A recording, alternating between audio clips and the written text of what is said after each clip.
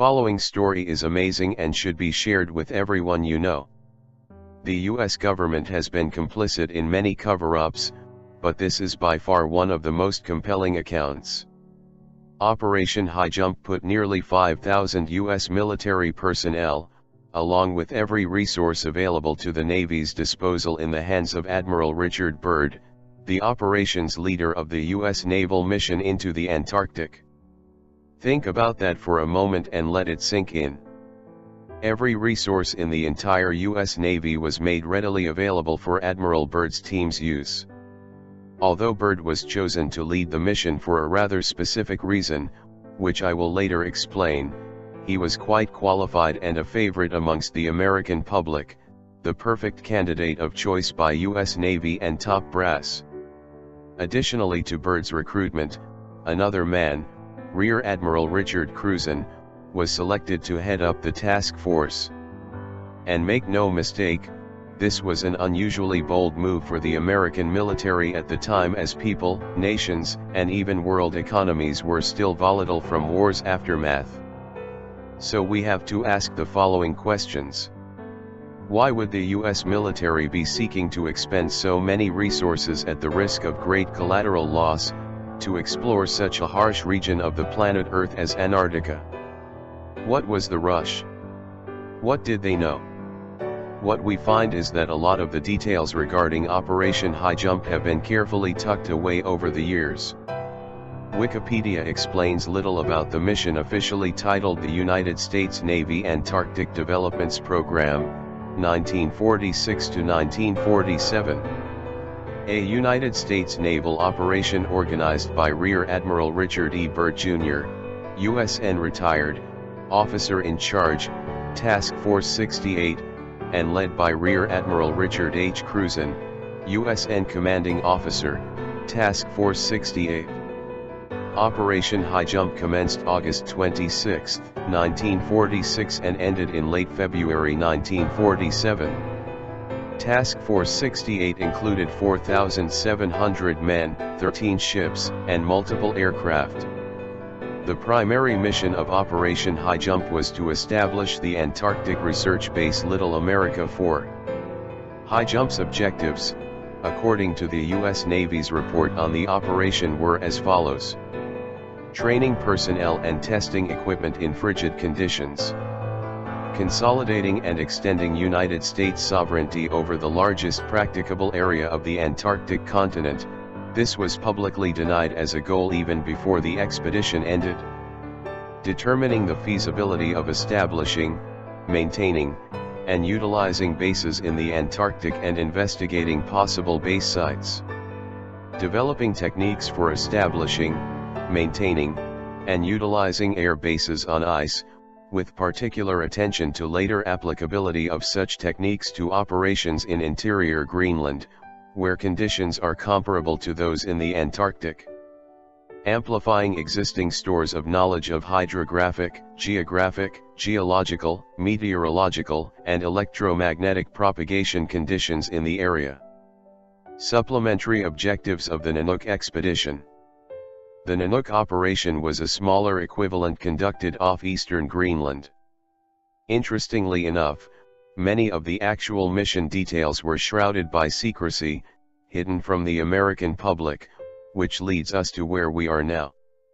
An excerpt from a report entitled The Antarctica Enigma reads: little other information was released to the media about the mission, although most journalists were suspicious of its true purpose, given the huge amount of military hardware involved.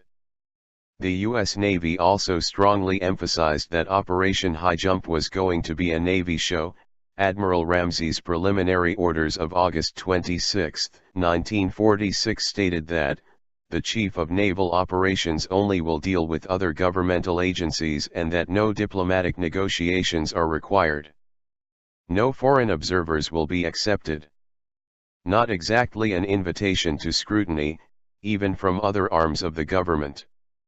Admiral Byrd was a strategic choice as he was a national hero to the Americans. He had pioneered the technology that would be a foundation for modern polar exploration and investigation, had been repeatedly decorated and had undertaken many expeditions to Antarctica, and was also the first man to fly over both poles. However, the task force itself remained strictly under the military command of Rear Admiral Richard Cruzen. Unfortunately, the ship's central group entered the ice pack off the Ross Sea on December 31, 1946, and found conditions as bad as had been noted for over a century. Sea breakers such as the USCG Burton Island, a ship that had only recently been commissioned and was still undergoing sea trials off the California coast when Operation High Jump was launched, fought to cut a way through the ice to help the men land. Richard Cruzen was one of a few men to have located at several oases which were actually the real reason the expedition team was sent there in the first place, although at the time only those with a top-secret clearance would truly know the mission's true objective. An excerpt from the Daviess County Historical Society reads: according to a Navy report, 1,000 miles of new coastline was discovered on exploratory trips by the Bear and Bird seaplane. Commended by Secretary of the Navy Frank Knox for his superior seamanship, ability, courage, determination, efficiency, and good judgment in dangerous emergencies, Cruzen was one of the 16 members of the 1939–1941 expedition who received the Antarctic Expedition Medal, presented in November 1946. On December 2, 1946, Cruzen once more set sail for the Antarctic continent. This time, as Task Force Commander under Admiral Byrd of the Navy's Antarctic Developments Project, also known as Operation High Jump, Cruzen led a force of 13 ships carrying some 4,000 men, including meteorologists, zoologists, physicists, and experts from oceanography institutes into the adventure of a lifetime. Besides looking for new scientific data, another purpose of the expedition was to train Navy personnel and to test standard Navy ships and other equipment in cold weather operations. Cruzen navigated through an ice pack of several hundred miles before reaching Little America. Icebergs and unpredictable weather were formidable foes during the course of the expedition. Among the discoveries made during the 1946–1947 expedition was the sighting of 2 oases, one a region of ice-free lakes and land. More than 300,000 square miles of unpathed territory were charted on aerial mapping operations. Their observations proved that radical changes would have to be made on existing maps of the Antarctic. Why would warm spots, with warm water, exist in the Antarctic? What does this mean? The Hollow Earth theory. Researchers such as Dr. Brooks Agnew and others have deeply considered the possibility that the Earth itself could be hollow or egg-like. Although this theory seems hard to comprehend because you have been told exactly opposite your entire life, in school, and so on. Entertain this idea for a moment. What if the Earth was hollow? Would that be possible? Is there evidence to back this up? The answer is yes. Evidence shows that the Earth rings like a bell after an earthquake for a period of up to about 60 minutes, and that's why some scientists and researchers say that this is due to the fact that the Earth is hollow. If the Earth had a solid core, when an earthquake happened, it would likely absorb all of the vibration and not resonate it. This is just one detail that should open your mind to the possibility that a hollow planet is a possibility. Famous author and lecturer, David Icke, explains in his book, Moon Matrix, exactly how the moon is likely hollow as well. While Icke has been received lately harshly with criticisms, an ActivistPost.com article points out how Icke believes that the moon is an interdimensional, intensity portal for entities and energies from other dimensions. He believes that aliens use the moon as a home base for hijacking signals from the universe so that our bodily forms that are experiencing this virtual reality on Earth can't fully experience what our Creator meant for it to be. These aliens are the same reptilian shapeshifters that Icke claims are responsible for much of the suffering on our planet. Reptilians want to filter anything beyond our five senses so that it manipulates what kind of world we can experience. I myself have had the privilege of interviewing David Icke and other Hollow Earth experts, such as Rodney Clough and Dr. Brooks Agnew, personally, pushing me further into accepting that this theory may be more than just a theory. Virtually every culture and civilization across the planet, throughout time, has documented what appears to be the existence of a hollow Earth. According to Dr. Brooks Agnew, who I have personally interviewed many times, a hollow Earth is a very real possibility.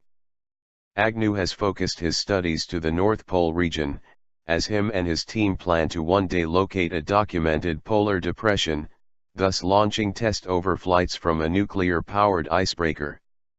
Brooks and his team plan a scientific expedition to the brim of the hollow Earth, which proves to be unsuccessful at this time due to a lack of funding. Brooks plans to use a sun compass and a gyroscope above the 60th parallel to get accurate measurements of the oceanic depression. If the rate of change begins to increase, then likely the team would be entering the long elusive polar depression, which has been reported by ancient Viking explorers and modern-day seamen alike.